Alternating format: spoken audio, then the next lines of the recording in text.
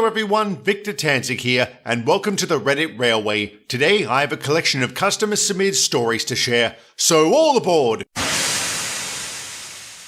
During my freshman year of college, I was friends with a girl named Abby. I had gotten to know her before the start of the year via social media. After a couple of weeks, she sent me a Snapchat saying I was invading her space and that I touched her inappropriately. I did no such thing and never would. She started hanging out with another guy. They dated for like a month before he dumped her. I heard she was pretty devastated. Since I was a good person, I thought I'd reach out. We became friends again and everything seemed alright. It never occurred to me she would end up being such a drama queen, but more on that later. Fast forward a couple of months and she sent me a message saying she needed space. I'm like, what the heck did I even do? I figured she was having another one of those episodes and left her be. A couple of days passed and one of her friends, Chloe, asked how I was doing. I told her I was fine. She obviously knew what was going on. I could tell she was on my side and told me to give it some time. A couple of weeks pass and Abby starts talking to me again as if nothing happened. Me, her and a few other friends were hanging out in the main lounge area building, which had a restaurant in the basement. I was hungry and decided to get some food from the restaurant. I went inside and discovered Chloe worked there. She had noticed me and Abby hanging out earlier and asked, "Are you two friends again?" I replied, "I guess so." She seemed annoyed by this and said I should cut her off given how she's treated me. I appreciated her concern, but didn't really think much about it. I ended up telling someone else about that conversation, which was a big mistake. That person told Abby, who accused Chloe of trying to sabotage our friendship. Both Chloe and Abby were very angry at me. Needless to say, it was a chaotic mess, and it only got worse. Before I go on, I need to mention Abby and I worked for a youth group at our local church. One day, the manager of the group, Zach, asked to speak with me. He said someone had accused me of sexual discrimination. The moment I heard that, I froze. I was completely speechless. We found out that Abby was the one who made that accusation. Of course, I denied everything. Zach said he was inclined to believe me and even prayed with me before I left. I was so confused by what had happened. I met up with Zach later in the week to see if he had gotten any more information. He was a bit cagey. I think he had to be for legal reasons, but he told me there was a bigger issue going on between Abby and another guy. Somehow my name got thrown into the mix. It was like she was trying to run me out of the youth group and town at the same time. I cut her off completely after that. Her accusations didn't go anywhere and didn't cause me any problems. She ended up transferring to another university and I never saw her again. Last I heard, she got into a relationship with a guy who cheated on her. It took me a while to recover from all of this, but I was able to thanks to the support of my true friends and family. God bless these wonderful people. Indeed, with the right support, you can accomplish and overcome anything. Sorry things didn't work out with Abby. Though, in hindsight, you probably should have cut her off the moment she sent you that first Snapchat. You can't trust someone who makes baseless accusations against you. I have no idea what her problem was. Maybe she was just a drama queen, or maybe she was just unhinged. Either way, do not let her back into your life. If she does reach out, tell her to go to hell.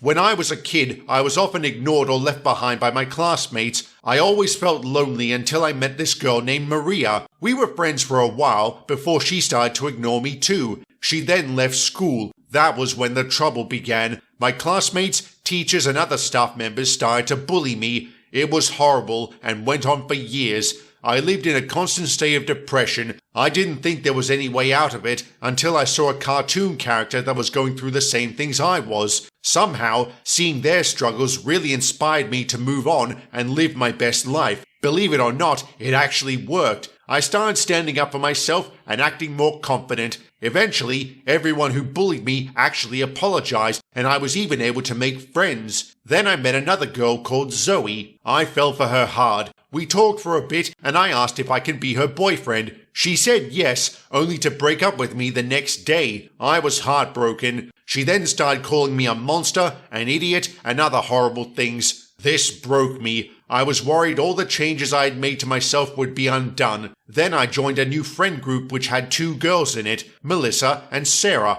I really liked Sarah and asked her out. She said no and even left the group. Then Melissa started talking to me. We soon realized we had a lot in common. After several weeks, I asked her if she wanted to be my girlfriend. She said yes. We're still together. She is the most adorable, friendliest girl you could ever meet. Just goes to show there's someone out there for everyone, and we all have the power to change. You're so right, OP. I have to say, I envy your persistence. You get crushed multiple times but are still able to ask women out? Wow, that's inspiring, as is your turnaround. Well done, OP.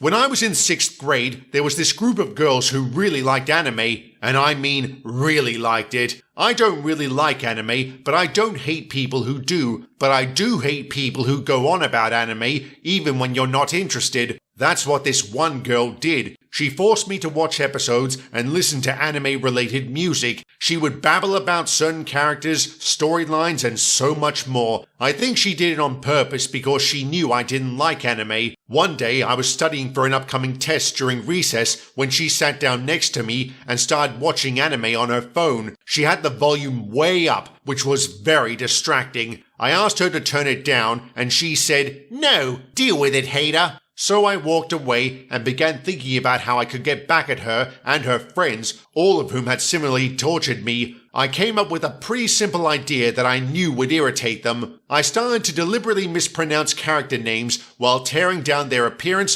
personality, etc. Anyone who knows anything about die-hard anime fans knows this is like waving a red flag in front of an angry bull. And boy, did these girls hate what I was doing. That brought a smile to my face, but I wanted to do more. I knew these girls were part of a fairly large Discord server, anime related of course. I decided to join the server and repeat everything I'd said before, but I did so in a respectful tone so that it didn't come across as trolling. Once again, these girls jumped in to tear me a new one and got banned for it. It seemed their choice of language violated the group's code of conduct or something like that. I don't remember. All I remember was it filled me with joy knowing they couldn't talk with members of the wider anime community anymore. I think this revenge was justified, don't you? Yes, I do. There are few things more irritating than listening to someone go on about a topic you aren't interested in, especially when they know you're not interested. It's like they're trying to convert you, which is pretty obnoxious. Well done for getting back at them, OP. So simple, yet so effective. I had a long-distance girlfriend. We would always chat through Discord, and everything was fine for the first few months, but things started to change after the joke. She and one of her friends played a prank that suggested I did something wrong. I hadn't, but it worried me enough that my family had to comfort me. Afterwards, she apologized and I forgave her, but she became very distant after that. Things came to a head when she had her BFF tell me she came out as trans. So, out of respect, I'll refer to them by male pronouns from now on. I fully supported him, but after a few hours, I started to really think about it. With the help of my mother, I realized I couldn't stay with him since I wasn't attracted to guys. My mother also pointed out that ever since his joke, I wasn't happy. So I typed out a message saying that, while I support him, I can't date him. He then told some of his friends I dumped him, and they started harassing me. One of them called me a bad person and said it shouldn't matter what gender they are as long as I love them. I blocked them all, but was I wrong for not loving him enough to stay? No, of course not. You can't help who you're attracted to. Even if your ex hadn't come out as trans, I would have urged you to break up with them. This relationship didn't sound healthy. Whatever the prank was, it was enough to rattle you. Not to mention your ex clearly didn't respect you. Why else have their BFF tell you they're trans instead of doing it themselves? Let your ex and his flying monkeys rot, OP. You're better off without them. And with that, I'll end the video here. Like, share, and subscribe, and drop a comment down below. Thank you very much for watching, and have a good one.